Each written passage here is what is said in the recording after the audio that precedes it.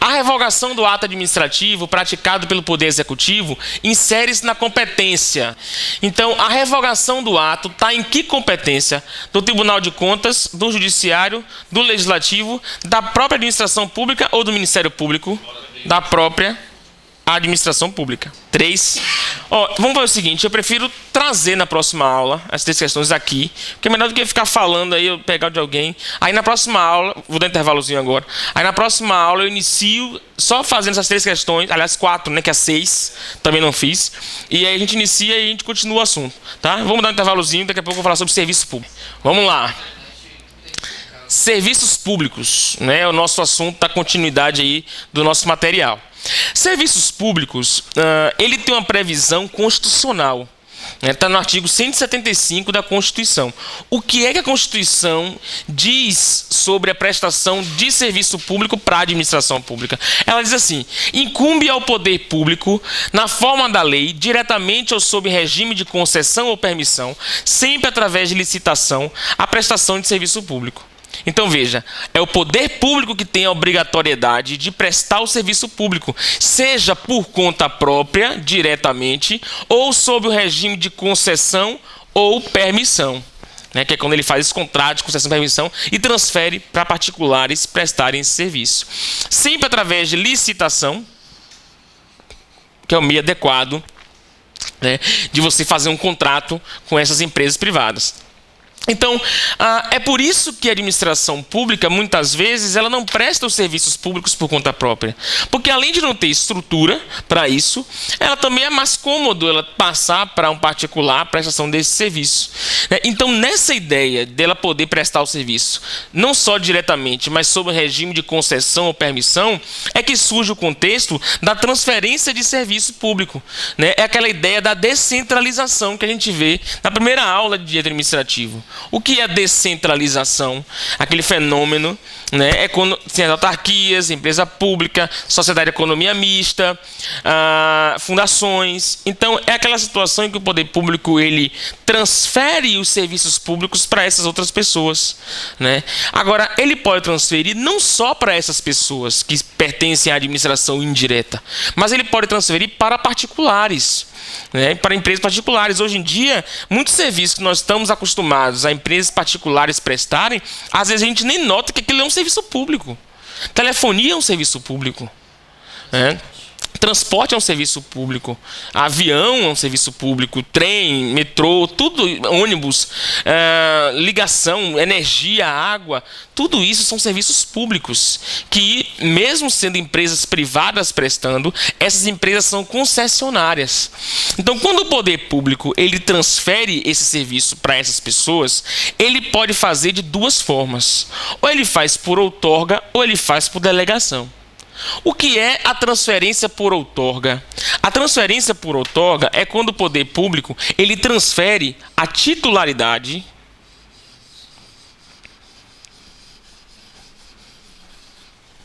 e a execução do serviço. E aqui, saber essa questão da outorga é importante demais, porque o principal exemplo que nós temos hoje de outorga no Brasil é o INSS.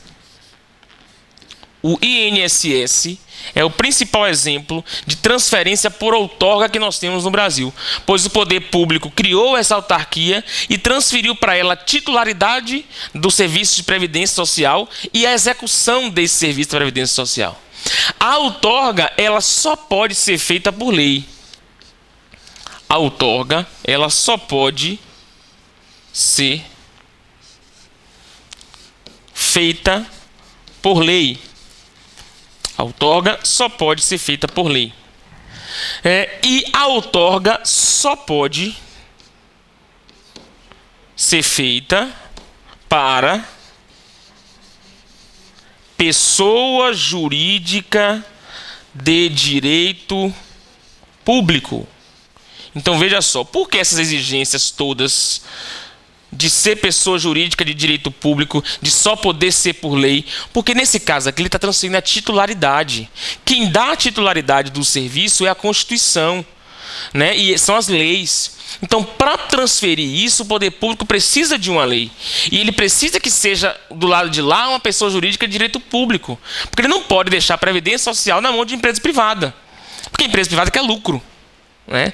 Então, a outorga são essas situações em que o poder público transfere a titularidade e a execução. Já a delegação são as situações em que o poder público só transfere a execução.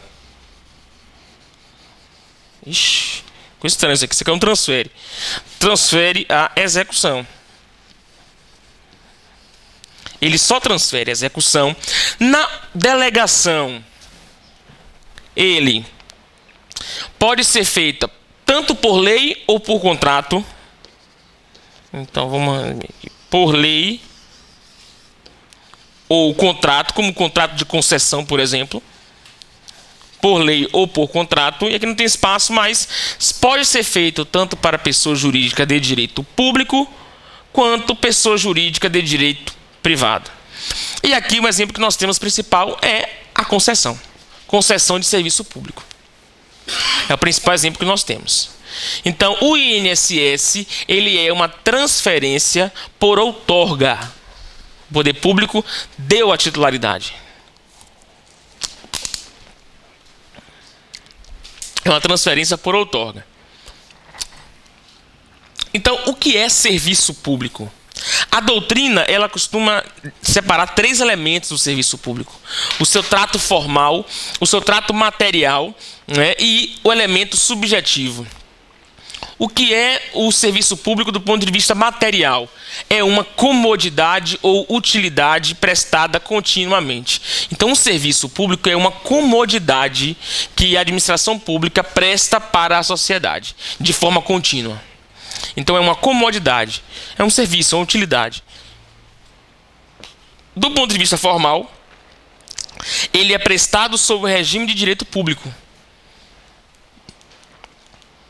Então, se eu analiso a matéria, eu estou falando de uma comodidade. Se eu estou falando do aspecto formal, eu estou falando sobre que regime jurídico é esse. Qual é o conjunto de normas que eu aplico a essa situação, a esse serviço público? É o regime de direito público. As normas de direito público que a gente vem estudando aqui desde o começo. E qual é o elemento subjetivo? O elemento subjetivo lembra do sujeito. Algo subjetivo, né? Algo do sujeito. Quem é o sujeito que presta? Ou é o Estado, né?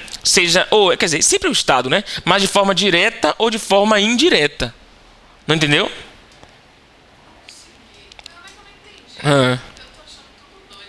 É porque aqui é uma parte, é isso aqui, a doutrina, porque o que é um serviço público?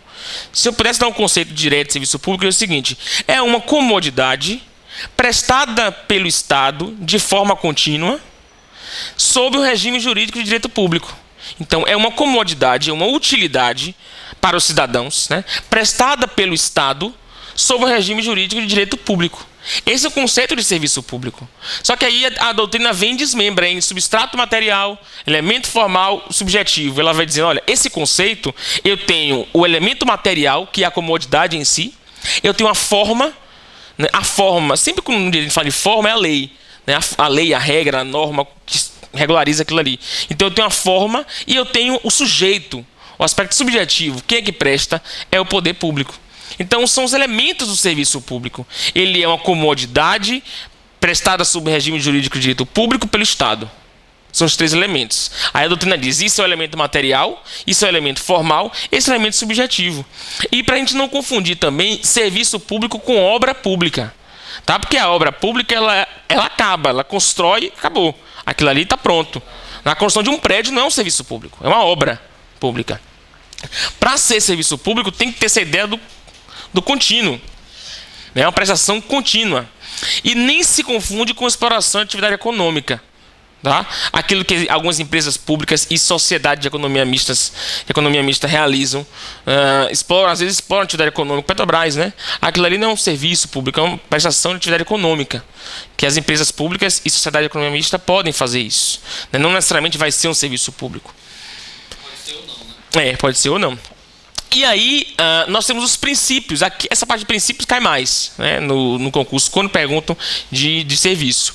Além dos princípios do LIMP, que a gente já conhece, legalidade, impessoalidade, moralidade, publicidade, eficiência, que são princípios mínimos da administração pública, nós temos os princípios específicos da administração pública, perdão, do serviço público. Primeiro princípio é o princípio da continuidade. Eu coloco os conceitos aí, não coloco? Ótimo. Então, vou evitar escrever, que esse piloto não está muito legal, não. Então, o princípio da continuidade é o princípio que diz que o serviço público deve ser prestado de forma contínua, ou seja, sem interrupções. A ideia é que o serviço público não tenha interrupção, pois isso prejudicaria, né, a sociedade. Isso prejudicaria o dia a dia mesmo, né? Imagina energia elétrica, água faltando o tempo todo. Então, teoricamente, a ideia é que, né, seja de forma contínua. Claro, a gente tem algumas exceções no meio dessa história. Em algumas situações, o serviço público ele vai poder ser interrompido. Sobretudo quando é um caso de urgência. Dá uma pane lá na rede elétrica e precisa desligar, um incêndio, né? E aí você, né, tem um problema aí que interrompe. Aí você pode interromper um caso de urgência. Ou então quando vai fazer alguma reparação. E aí avisa previamente que vai fazer a reparação. Né? Avisa lá, as ruas tal. Vai faltar água de tal a tal horário. Então avisando com antecedência pode. E também tem o caso do inadimplemento. Né? Quando o cidadão não paga a conta de luz, a conta de energia, o serviço pode ser cortado. Agora, claro, existem alguns serviços, algum entendimento que diz que a energia de hospital não pode ser cortada. Mesmo que ele não pague, não pode ser cortado, pois centenas de pessoas estão dependendo, a vida depende daquela energia. Então, existem algumas exceções. Mas saibam que, em tese, o que a gente tem que saber? A gente tem que saber que a continuidade é a ideia de que o serviço público não pode parar. Mas essa não é uma coisa absoluta. Então, genericamente, a gente diz, olha, o princípio da continuidade diz que o serviço público deve ser prestado sem interrupção. Agora, se a questão aprofundar mais e querer falar de exceções, saiba que existem. Né? São essas três que eu te falei. Urgência, reparação e inadimplemento. Aí, no caso, as greves ferem esse princípio? As greves ferem esse princípio, aí você tem que... Aí existe um problema. Por quê? Porque a gente não tem uma lei de greve no serviço público. Até hoje a gente não tem lei de greve. A gente acaba usando a lei de greve da iniciativa privada. A greve... quando é um serviço público essencial, a lei diz que deve manter 30%. Pelo menos 30%, a lei do privado. Pelo menos que a gente acaba usando. Pelo menos 30% dos serviços essenciais têm que ser mantidos. Então, se violar esses 30%, aí violaria a continuidade. Mas o direito de greve ele é assegurado para os servidores e para os trabalhadores. É um direito assegurado. Agora, é claro que tudo varia muito de acordo com cada caso concreto. Se houve uma tentativa de diálogo antes da greve, né, ou partir para a greve direto, aí você vê uma irregularidade. Então, a greve pode ser feita. Né, não viola o princípio da continuidade.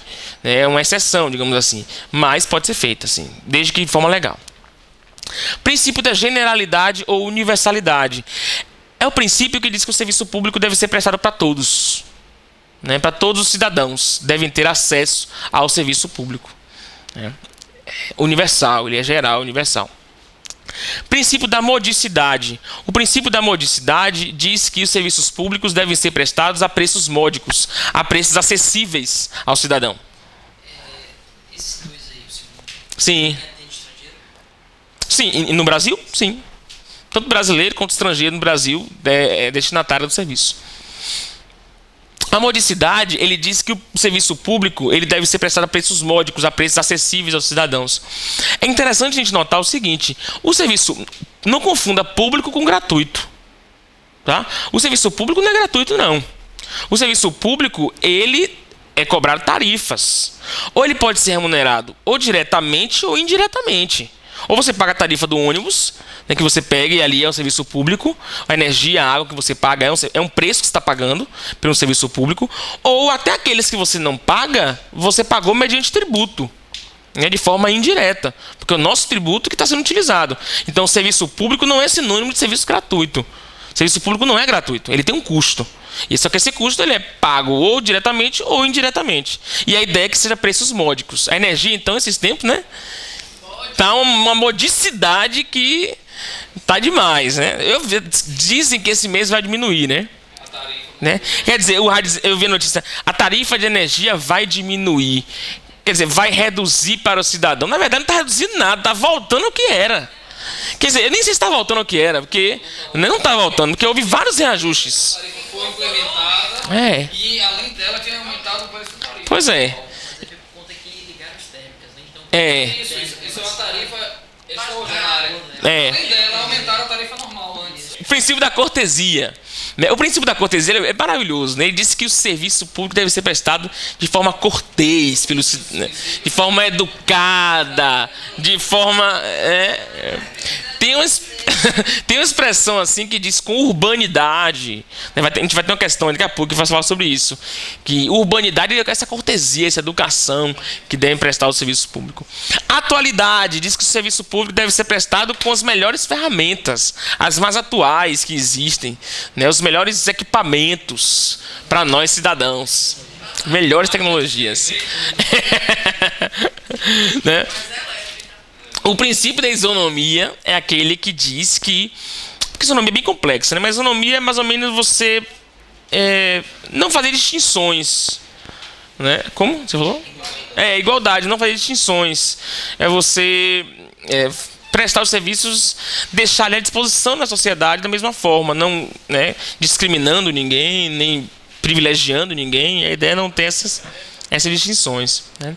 O princípio da eficiência é aquele princípio que diz que os serviços públicos devem alcançar os melhores resultados utilizando os meios mais adequados. A ideia da eficiência é essa, melhor resultado com o meio adequado. Essa correlação. Né? O princípio da segurança é aquele que diz que o serviço público deve ser prestado de forma segura, preservando a integridade física, a saúde e a segurança, a vida do cidadão, do usuário do serviço. Esses princípios são chamados de princípios específicos do serviço público. No assunto serviço público, eu indicaria a vocês, na hora da revisão, focar mais nesses princípios. Tá? Nesses princípios aí. Dá uma lida assim para se acostumar com esses princípios. Que mistura tudo, mas às vezes a questão se limita em você saber quais são os que existem e os que não existem. Mais ou menos isso. Às vezes ela coloca assim, ela quer saber mais os princípios que são específicos do serviço público. E aí ele mistura com autotutela, supremacia do interesse público, coisa que existe também, mas não é específico. Então saibam essa ideia do específico, que é importante a gente ter esse contexto na cabeça. E aqui a gente tem algumas classificações do serviço público, né? Dependendo do aspecto que a gente analisa. O direito adora classificações. Então, quanto à essencialidade, quanto à essencialidade, o serviço público ele pode ser delegável ou indelegável. Delegável é aquele serviço que pode ser transferido para as empresas prestarem. Ou para outras pessoas jurídicas prestarem. Como energia, a maioria dos serviços públicos, aliás, no Brasil, eles são delegáveis. Todos nós conhecemos aí, eles são delegáveis. Alguns poucos serviços é que não são delegáveis. Aliás, o principal deles é a segurança nacional. Que o poder público, a polícia, né, a segurança interna, a segurança nacional, ela deve ser prestada diretamente pela administração pública. Não pode terceirizar, não pode contratar nenhuma empresa para prestar esse serviço. Tá? Tem que ser de forma direta. Ainda resta uma água aqui. Então, tem que ser de forma direta, não pode ser prestado por outra pessoa. São serviços públicos indelegáveis. Do ponto de vista do objeto é a substância, né? Aquilo que é a matéria do serviço. Ele pode ser administrativo, social, ou comercial ou industrial. Administrativo, comercial ou industrial e social. O serviço público administrativo é aquele serviço em que a matéria do serviço, a comodidade é prestada especialmente para a própria administração pública. Por exemplo, a imprensa oficial, o Diário Oficial da União, do Estado, do município, né, é um serviço público que o poder público contrata e, na verdade, o principal usuário é ele, porque é ele que vai publicar as suas notícias ali, as suas informações ali. Então é chamado de serviço público administrativo. Já o serviço público comercial ou industrial é aquele serviço voltado mais para o segundo setor. É aquele serviço que que está sendo prestado ali para atividades das pessoas, atividades, comércio, indústria. Então, energia elétrica, né, iluminação pública, tudo isso são serviços chamados de serviços comerciais. Água, né, saneamento básico, são chamados de serviços comerciais ou industriais, voltados para o segundo setor. A diferença do comercial para industrial para os serviços sociais é que os serviços sociais é aqueles que focam mais no cidadão em si, como saúde e educação. São serviços que se voltam para o cidadão em si. Né? Saúde e educação são os principais. Segurança também. Né? É o principal.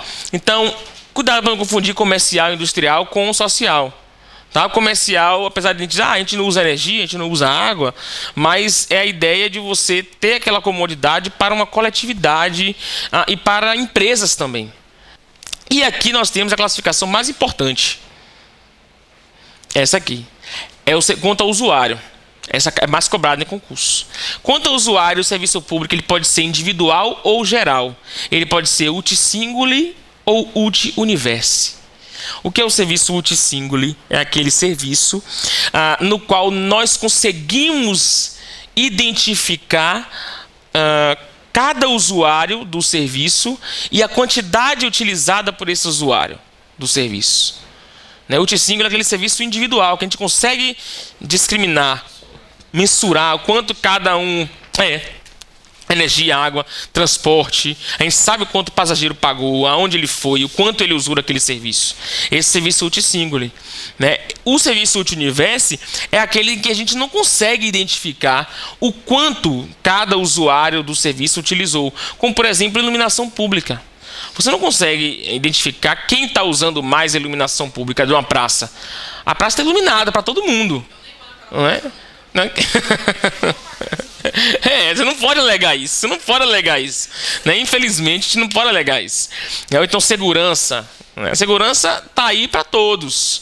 Né? Você não pode alegar quem é que está sendo mais segurado, mais protegido pela polícia, por exemplo. Então, a ideia é que o serviço público geral, a gente não consegue mensurar. O individual, sim. A gente consegue exatamente discriminar quem é o usuário de cada serviço.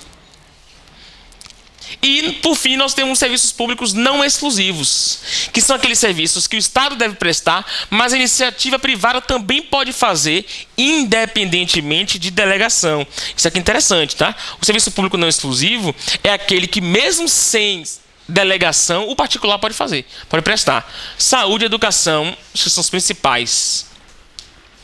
Saúde e educação são os principais serviços que o particular pode fazer. Escolas, criar hospitais, que o poder público, inclusive, ele quer que isso aconteça. Né? A lei também quer que isso aconteça. Isso. Que os particulares podem exercer nenhum vínculo contratual com o Estado. Isso. Os particulares exercem sem ter contrato com o Estado, sem ser delegatário do Estado, exercem por conta própria. Claro que a escola vai obedecer os parâmetros do MEC, né? Vai obedecer os parâmetros legais, mas não é com o Estado que ele tem um contrato. É para prestar por conta própria. São serviços não exclusivos. Vamos fazer a questão para ver como pode ser cobrada aí essa parte inicial dos serviços públicos. Até 8, então. Até 8. Vamos fazer junto agora. A questão 1 diz assim: o princípio da continuidade do serviço público não impede a concessionária de energia elétrica de suspender o fornecimento de eletricidade no caso de inadimplemento do usuário. Verdadeiro, né? Verdadeiro, correto, ela pode suspender. Sem entrar em mais detalhes, mas pode suspender. Um particular questionou a atuação da administração pública, tendo em vista a inobservância de um dos princípios basilares do serviço público, justificando não ter havido urbanidade na prestação do serviço. Trata-se do princípio da cortesia. Urbanidade. Teve aluno que uma vez falou que urbanidade não tem nada a ver com cortesia, que ela nunca tinha ouvido falar essa palavra. É o quê? Urbanidade com educação, com a ideia do urbano, né, do conviver em urbano, em urbis, né, em sociedade. Então, com educação, tá. A aluna falou, e ruralidade, urbanidade é o contrário de ruralidade.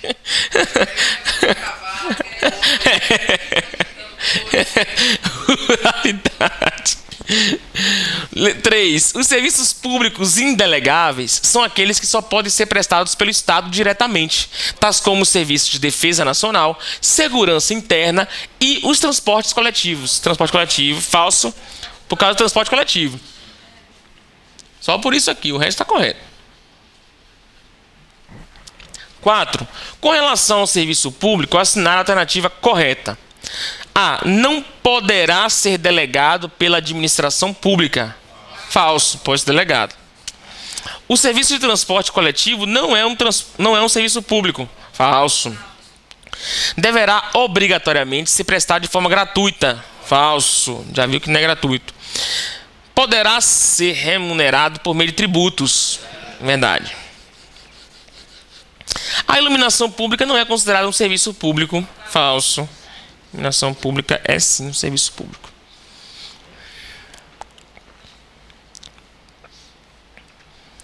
Vamos ver essa aqui. Em tema de serviços públicos, a doutrina de direito administrativo ensina que se aplica especificamente o princípio da... Então, aqui ele quer saber, ó, o princípio específico. Então, essa é uma questão que muitas alternativas, se eu não me engano, estão verdadeiras. Mas ela não é verdadeira, porque não é a resposta, pois não é um serviço específico. Se eu não me engano, acontece isso aqui. Vamos ler.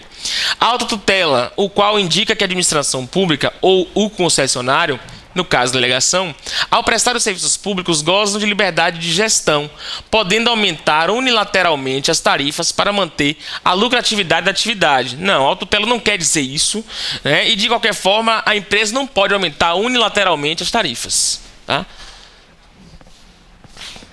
Modicidade, segundo o qual os serviços públicos devem ser remunerados a preços módicos, devendo o poder público calcular o valor das tarifas com vistas à eficiência e lucros máximos.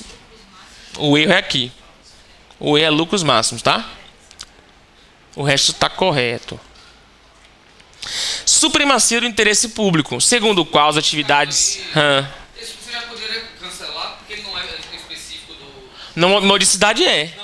A autotutela, sim. Só por isso aqui, a gente já eliminaria supremacia, autotutela e indisponibilidade. Só por isso. A gente já elimina. Você não precisa nem ler o que eu queria dizer. Exato. Porque é especificamente, né? Supremacia do interesse público, segundo o qual as atividades administrativas e os serviços públicos são prestados pelo Estado para o benefício do particular, individualmente considerados em detrimento da coletividade. Falso. É para a coletividade, né, em detrimento do particular. Exato. Agora, se ele coloca como a resposta como verdadeira, eu poderia confundir. É verdade. Exato. Até agora não tem nenhuma verdadeira não, eu achei que tinha. Mas não tem nenhuma verdadeira não. Todas eles colocam um erro mesmo, direto aqui. D. Continuidade, o qual indica que os serviços públicos não devem sofrer interrupção. Ou seja, sua prestação deve ser contínua, para evitar que a paralisação provoque colapso nas múltiplas atividades particulares. Verdade. É a nossa resposta. É a letra D, princípio da continuidade. E a letra E diz indisponibilidade, o qual indica que a administração pública ou o concessionário, no caso da delegação, ao prestar os serviços públicos, tem a livre disposição dos bens e interesses públicos. Não. É o contrário, né? A indisponibilidade diz que não tem essa livre disposição.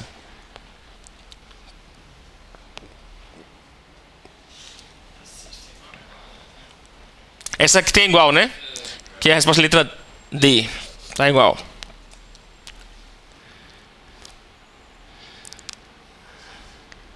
Além dos princípios gerais do direito administrativo, qual, dentre os princípios básicos dos serviços públicos, determina que o serviço público seja prestado de erga omnes. Erga omnes é para todos. O efeito erga omnes é feito para todos, efeito geral.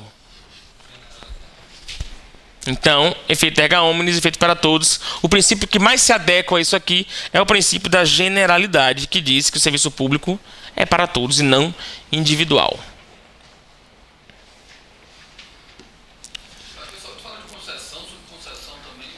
É, né? Deixa eu ver aqui se já tá... Se ela é da concessão. Ah... É verdade. Essa aqui a gente vai responder melhor quando a gente vir a concessão de serviço público e permissão de serviço público. Tá mais adiante. A gente guarda ela, né, para mais lá na frente a gente responder.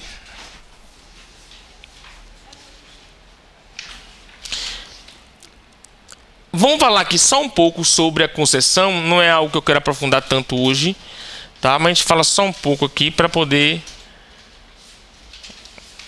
a gente fazer uma introdução e na outra aula a gente continua. Eu não quero segmentar esse assunto, não é um assunto que eu queria pegar direto, porque ele é... Mas também, apesar de ser pequeno, ele é importante. Então não quero transmitir ele de uma forma muito rápida, não. O contrato de concessão. Ainda estamos na mesma história do serviço público, pois a concessão ela é um contrato, né, que o poder público utiliza para transferir o serviço público, como a gente viu lá no começo da delegação, né, do serviço público. Então, o contrato de concessão é o contrato administrativo pelo qual a administração pública delega a outrem a execução de um serviço público. Essa concessão é chamada transferência por colaboração, né? Então, essa transferência por colaboração é que vem a ser essa ideia da delegação que nós vimos. Veja, essa delegação, esse contexto da delegação, da concessão, melhor dizendo, ele surge na década de 90. Na década de 90, os Estados Unidos e a Inglaterra, eles estavam vivendo um período de transição da administração pública. Eles estavam passando da administração pública, que antes era burocrática, né, na teoria da administração pública, que exigia tudo ser em papel, tudo ser procedimental, aquele coisa formalizada, da burocrática para gerencial, que é a ideia de desburocratizar a administração pública. Vamos tornar as coisas mais ágeis, vamos diminuir essa burocracia para adiantar os serviços e o funcionamento da administração pública. E aí, quando ele transforma da burocrática para gerencial, surge uma série de mecanismos e de contratos também que auxiliam isso. E dentre esses mecanismos surge o contrato de concessão. Lá eles começaram a terceirizar, a privatizar, digamos assim, os serviços. A ideia é, a administração pública sozinha não consegue prestar todos os serviços que a Constituição manda de forma satisfatória. Vamos então chamar empresas privadas para prestarem esse serviço no meu lugar. Agora, eu continuo com a obrigatoriedade de fiscalizar esse serviço. E o Brasil entrou nessa onda, que surge lá no começo da década de 90, e no Brasil ele fica mais forte em 94, 95, logo no início do governo FHC. Então, tanto é que a própria lei de concessão, deixa eu me lembrar o nome da lei agora, a lei é 8987 de 95. Né? A lei de concessão, a lei da concessão comum, que é a lei 8987 de 95, então ela surge justamente em 95, né? Logo no primeiro ano aí do mandato, no sentido de que o poder público ele aprova uma lei para poder regulamentar a situação aqui no Brasil. Então, a partir de 95, começou a permitir que o poder público possa transferir esses serviços para o particular por meio do contrato de concessão. Então, a concessão comum ela surge primeiro. Ela surge lá com a Lei 8987 de 95. E a concessão, a PPP, né, que atualmente são as mais utilizadas, a PPP ela surge 9 anos depois, é a Lei 11.079 de 2004. A Lei 11.079 de 2004. Então, assim, os contratos de concessão, né, eles são muito já famosos aqui no Brasil, sobretudo com esse período da Copa que a gente viveu aí, né, foi uma enxurrada de PPP. E uma enxurrada que a Lava Jato está tendo que lavar agora aí, para ver se, né, se resolve esses contratos, todos fraudados, todos, né? Enfim, a gente já... No Brasil a ideia até é boa. O Brasil desvirtua. Desvirtua tudo que tem, né? Então, a parceria público-privada, as três aqui são modalidade de concessão. Só que a concessão comum vê, né, primeiro nessa lei, e a PPP ela se subdivide, ela pode ser ou patrocinada ou administrativa. Então, a gente vai ver lá na próxima aula qual é a diferença de uma concessão comum para a PPP. Sobretudo, a principal diferença é a remuneração. Quem vai remunerar? A principal diferença é quem vai remunerar. Tá? Então, eu não vou aprofundar hoje, não. Eu prefiro na próxima aula a gente pegar e ver direto esse assunto. Ok? Um abraço e até mais.